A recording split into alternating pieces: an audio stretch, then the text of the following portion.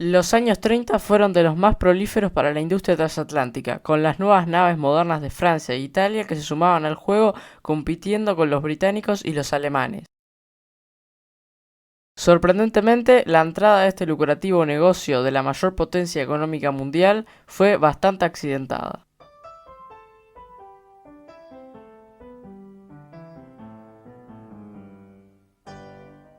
En 1921 se fundó la United States Lines, que serviría para operar los barcos alemanes que se había quedado el gobierno estadounidense como reparaciones de guerra.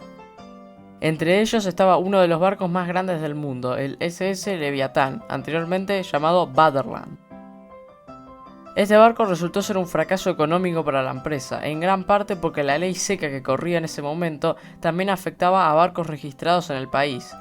Esto hacía que el barco fuera muy impopular, ya que los barcos Majestic y Berengaria, que eran prácticamente iguales al Leviatán, se los conocía por ser barcos de diversión y fiesta, mientras que el supertransatlántico estadounidense se lo veía como un barco aburrido.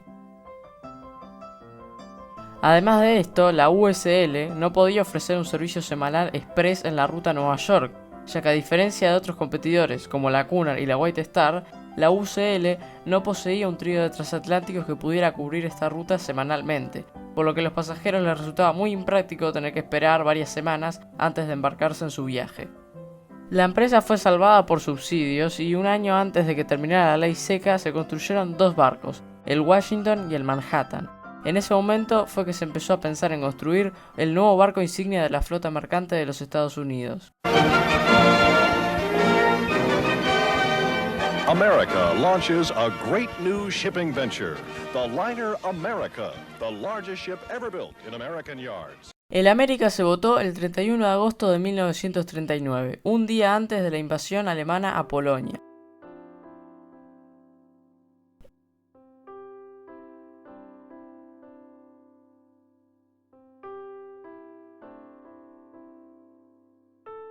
Estados Unidos permanecía neutral en el conflicto, así que el América pudo navegar sin complicaciones, aunque como precaución se pintó en cada lado de su casco dos banderas y el nombre del barco para que no fuera confundido con un barco británico.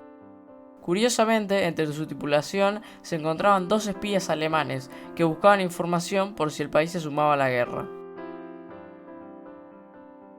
En 1941 se rompió con la neutralidad y el América fue transformado para transportar tropas, pasándose a llamar USS West Point. Los espías dejaron el barco exitosamente, pero años después fueron descubiertos y atrapados por el FBI. Su carrera después de la guerra fue exitosa y siguió siendo bastante popular, incluso con la introducción del SS United States, el nuevo transatlántico de la USL, mucho más grande y rápido.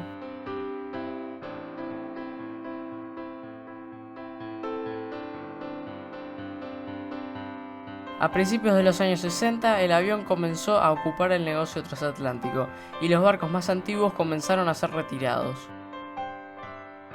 El América fue comprado por una compañía griega llamada Chandris Line, en la lucrativa ruta de Australia a Europa, pasándose a llamar Australis.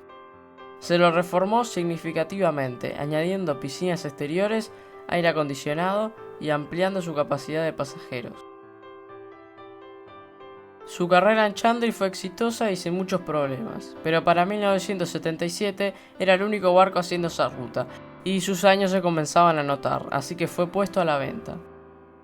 Es en este momento que su exitosa y tranquila carrera comenzó a tropezarse. Fue comprado por una agencia de viajes para su nueva empresa Venture Cruise Line. Volvió a llamarse América y se lo pintó con colores más patrióticos. Venture Cruise Line comenzó a ofrecer cruceros desde Nueva York hasta ningún lado. El objetivo era que fuera un descanso lujoso en un barco que navegaría por las afueras de Nueva York por 3 o 4 días para luego volver. En sí no parece una idea tan mala, pero todo lo que podía salir mal, salió mal. Why should people take a cruise to nowhere, to Nova Scotia, on the America? It's a complete entertainment facility. As you know, we have many facilities. Sus nuevos dueños invirtieron $2 millones en reformas, pero para un barco de 40 años parece que eso no fue suficiente. Los pasajeros quedaron horrorizados por las condiciones en las que estaba el barco. Las tuberías se habían roto en algunas cubiertas, inundando varias habitaciones. Sábanas sucias, colchones sucios o faltantes, camas sin almohadas, basura por las cubiertas, olor a comida, aceite de motor en el suelo, ruido constante de drenaje tapado. La piscina estaba abierta pero llena de escombros y bolsas de basura, y ratas por todas partes. Se añade a todo esto que el viaje estaba sobrevendido y muchos pasajeros se encontraron con sus cabinas ya ocupadas. Cuando el barco comenzó a alejarse del Manhattan, hordas de pasajeros comenzaron a quejarse y a pedir que el barco diera la vuelta para bajarse. Se dice que una mujer lo describió como un enorme tacho de basura. El barco volvió a puerto, donde desembarcaron todos sus 960 pasajeros. Más tarde, ese día se llevó a cabo otro crucero con resultados similares, ya que tuvieron que detenerse en una isla cercana, donde los pasajeros abandonaron el barco mediante cuerdas hacia shuttles que transportaron a los 200 pasajeros de nuevo al puerto. Venture Cruise Line hizo un último intento con un crucero hacia Nueva Escocia. Esta vez el barco sí pudo salir de Nueva York, pero luego de pasar por un mar movido, el sistema de drenaje se rompió y tuvo que detenerse en Halifax. Luego de todo esto, la empresa se disculpó y expresó que la próxima vez las noticias mostrarían un montón de gente feliz a bordo de un barco de primera clase. Poco después de esto, el Ministerio de Salud realizó una inspección al barco, donde recibió una puntuación de 6 sobre 100.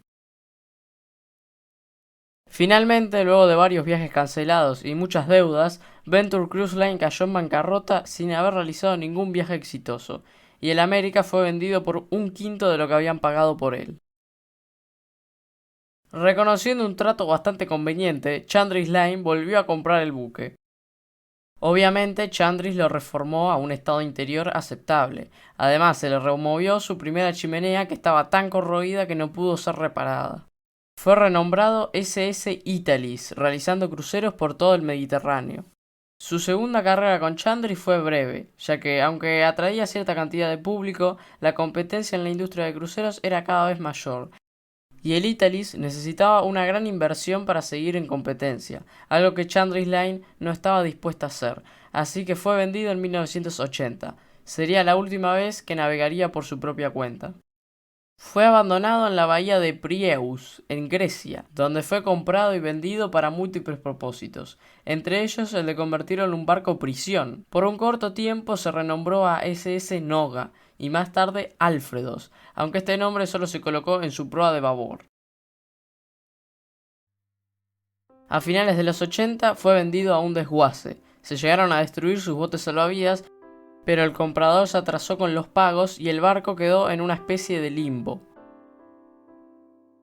En un momento la oxidación provocó que se empezara a inundar por popa, aunque logró ser encallado en la costa para evitar su hundimiento.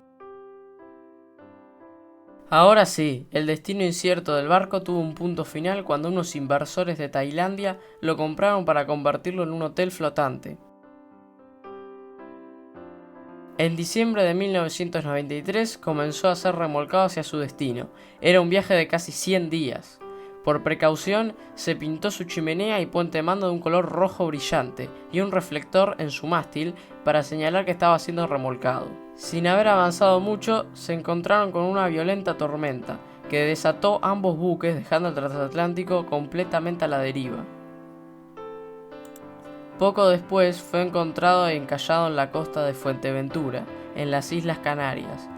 Los planes para salvarlo fueron abandonados cuando solo 48 horas después de haber encallado se partió a la mitad justo atrás de la chimenea, declarándose una pérdida total el 6 de julio de 1994.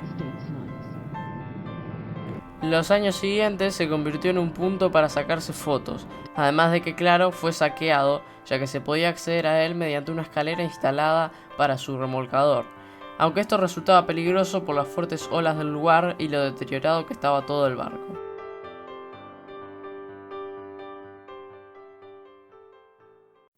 Hay muy pocos transatlánticos que hayan sobrevivido tanto, pasando por tantas circunstancias diferentes como el América. Y es por eso que siempre resulta interesante revisar su historia, que es sin lugar a dudas de las más variadas que están en este canal.